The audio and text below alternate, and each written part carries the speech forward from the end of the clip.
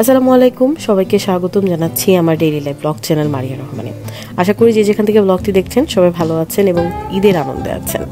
আমি আজকে যে ব্লগটা শেয়ার করছি এটা চাঁদ রাতের একটা ব্লগ, কিন্তু দেরিতে শেয়ার করে ফেললাম।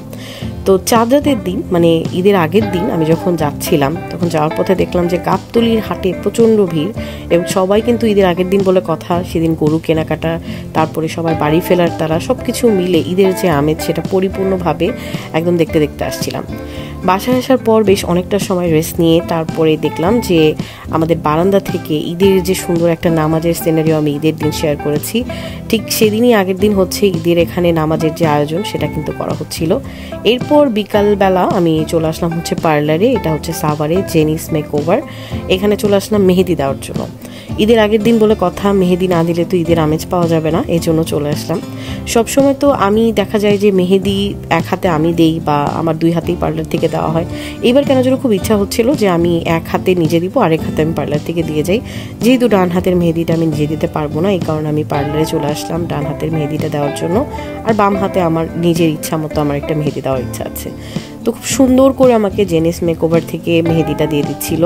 আমি এই মান্ডালা ডিজাইনটা দেখিয়েছিলাম, অনেকটা রেফারেন্স একটা ছবি দেখিয়েছিলাম, আমাকে ওনারা খুব সুন্দর করে দিয়ে দিয়েছে।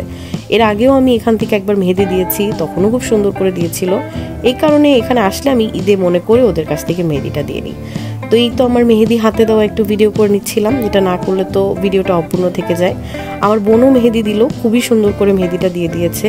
মানে আমরা দুইজনই মেহেদি দিয়ে খুবই মজা পেয়েছি, কারণ খুব সুন্দর করে তাড়াহুড়ো করে মেহেদিটা দিয়েছে। আর যে রেফারেন্সগুলো দেখাই সেই রেফারেন্সের মতো করে দিয়েছে।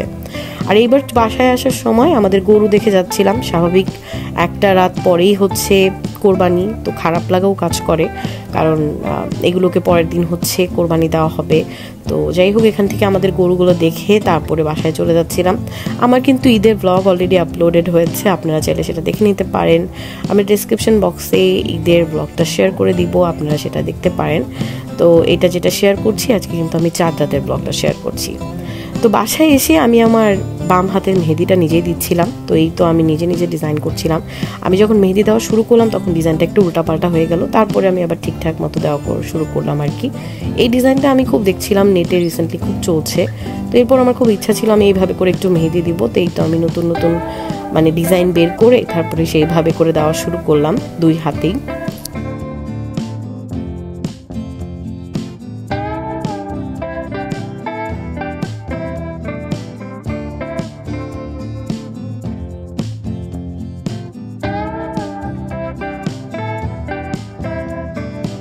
এই পর্যন্ত মেহেদির ডিজাইন বেশ ভালোই লাগছিল, তারপরে আঙুলের ডিজাইনটা আমার আর মানে ধৈর্য কোলাচ্ছিল না বলে আমি কোনো রকম দিয়েছি।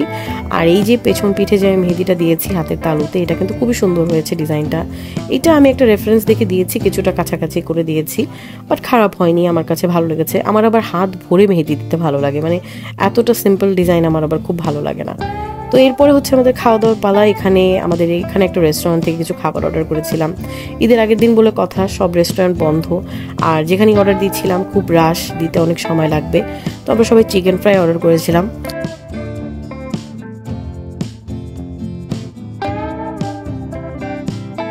আমার কাছে ঈদের দিনের চেয়ে ঈদের আগের দিন মানে চাঁদ রাতের এই ব্যাপারগুলো খুব ভালো লাগে। সবাই মিলে ঈদের প্রিপারেশন নেওয়া, তারপরে খাওয়া দাওয়া, মেহেদি দেওয়া, এই যে আয়োজনগুলো থাকে এটা ঈদের চেয়েও অনেক বেশি আনন্দের হয়। কারণ পরের দিন ঈদ, আর কোরবানি ঈদের দিন তো আসলে অনেক বেশি ব্যস্ততা থাকে। তো ওইভাবে করে কিন্তু সবাই ঘুরতে যাওয়া, টাইম দেওয়া এটা কিন্তু হয় না, কিন্তু ঈদের আগের দিন যে আয়োজনগুলো এটাই কিন্তু বেশি ভালো লাগে। এরপর চলে আসলাম গরু দেখার জন্য। সবাই সবার বাসায় ঘুরে ঘুরে গরু দেখছিল। তখন আমাদেরও মনে হলো আমরাও তো গরু দেখিনি এখনো পর্যন্ত, তো এই জন্য আমরা ঘুরে ঘুরে সব জায়গায় গরু দেখছিলাম। আমাদের বাসায়ও সবাই আসছিল, তো এই ব্যাপারটা আমার কাছে বেশ ভালো লাগছিল। এটা আমাদের আরেকটা বাসার এখানে দেখলাম যে নিচে গরু রাখা ছিল, সবাই গরু কিনে এখানে সুন্দর করে প্যান্ডেল দিয়ে রাখা ছিল, সেখানে আমরা গরু দেখতে আসলাম। তো এখানে সবাই বসেছিল কিছুটা সময়। আসলে কোরবানিদের আনন্দই এগুলো, কোরবানিদের ব্যাপারগুলো না ওই রোজার ঈদের মতো হয় না, যে রোজার ঈদে যেরকম পরের দিন কোথায় যাব কি করব এটা নিয়ে প্ল্যানিং থাকে, কোরবানিদের সবার গরু নিয়ে ব্যস্ততা থাকে। কার গরু কিরকম হলো, কত দিয়ে কিনলো, তারপরে কে কয়টা গরু কোরবানি দিচ্ছে, এগুলোই মনে হয় কোরবানি ঈদের আনন্দ থাকে। তো এরপর বাসায় চলে আসবো। বাসায় এসে এখন আবার পরের দিনের প্রিপারেশন নিতে হবে, যেহেতু পরের দিন ঈদ, তো এর জন্য যা যা টুকটাক কাজ বাকি আছে সেগুলো করা হবে। এখানে এসে আমি একটু জর্দা বসিয়ে দিচ্ছিলাম। আর পাশাপাশি আমি একটু পাস্তাও রান্না করেছিলাম। তো এখানে এক এক করে আর কি টুকটাক রান্না আমি একটু একটু করে নিচ্ছিলাম। এখানে বাদাম, তারপরে হচ্ছে মালটা, সব কিছু আর কি কেটে নিয়েছি। এখন এক এক করে এগুলো দিয়ে আর কি রান্না বসাচ্ছিলাম।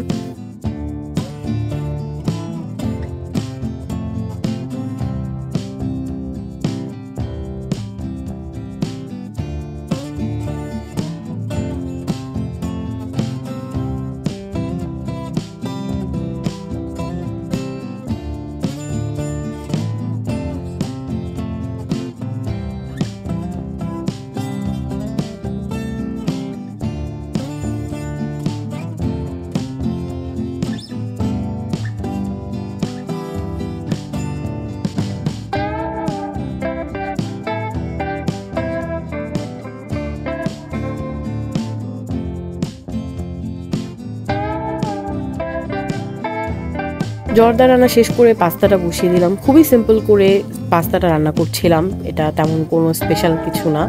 আমার কাছে এভাবে ভালো লাগে, আমি এইভাবে করেই বসিয়ে দিলাম। তো এখানে আমি পাস্তার জন্য ফার্স্টে হচ্ছে এইভাবে সস টস দিয়ে সব কিছু রেডি করে নিলাম। এরপর পাস্তা যেটা সেদ্ধ করা ছিল সেটা দিয়ে নিলাম। আর আমি ডিমটা হচ্ছে সেদ্ধ করে দিয়ে দিলাম, কারণ ডিম আসলে একসাথে মিলিয়ে দিতে সবসময় হচ্ছে মজা লাগে না। সেদ্ধ করে দিলে যেটা হয় যে কেউ চাইলে নিতে পারবে, কেউ চাইলে এটাকে বাদ দিতে পারবে। আমি উপর দিয়ে জাস্ট এটাকে স্প্রেড করে দিব, পুরোটাতে মিলিয়ে দিব না। তো এইভাবে করে আমি পাস্তাটা রেডি করে নিলাম, এক এক করে সবগুলো রান্না রেডি করে নিলাম। আর আমার হাতে যে মেহেদি ছিল সে মেহেদিটা আমি তুলেও ফেললাম, কারণ কাবেরি দিলে বেশিক্ষণ রাখার প্রয়োজন পড়ে না, আস্তে আস্তে এটার কালার আরও ডার্ক হতে থাকে। আমি লাস্টে কিছুটা মোজারেলা চিজ দিয়ে দিলাম, মানে চিজের স্টিক দিয়ে দিলাম, সরি স্লাইস চিজ দিয়ে দিলাম, আমি ভুল করলাম। তো সেটা দিয়ে আমি এটাকে নেড়ে এখন আমি হচ্ছে এটাকে নামিয়ে নিচ্ছি। ঈদের আমেজ নাকি 2-3 দিন পর্যন্ত থাকে, তো সেই 2-3 দিনও কিন্তু প্রায় শেষের পথে এবং ঈদ তো শেষ। সব কিছু মিলে আবারও সেই পুরনো রুটিনে ফেরত যাওয়া, আবারও সেই কর্মব্যস্ত জীবনে ফেরত যাওয়া এবং আবারও অপেক্ষার পালা, কবে আবার সেই দিন আসবে, কবে আবার রোজার ঈদ, কবে আবার কোরবানির ঈদ। তো সেই অপেক্ষায় এই ব্লগটা এখানেই শেষ করছি, আমার ঈদের যাত্রাতের ব্লগ। আশা করি আপনাদের কাছে ভালো লেগেছে।